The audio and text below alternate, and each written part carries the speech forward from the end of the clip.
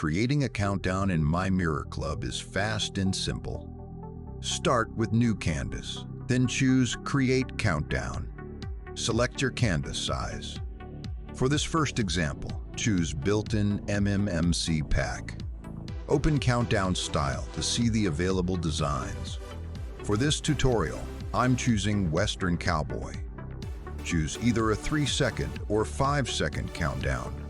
I'll select 3 seconds, then click Create Countdown. MyMirrorClub automatically loads the matching background and numbers into the editor. It also creates the timeline for you, placing 3, 2, and 1 in the correct order with the timing already set. Press play and the countdown is ready.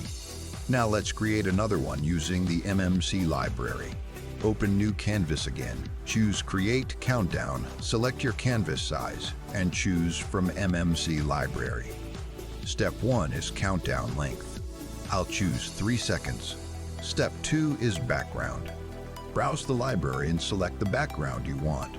Step 3 is number PNGs. For this countdown, select number 3 from our library, then number 2, and finally number 1. Step 4 is number size. Choose medium, large, or extra large.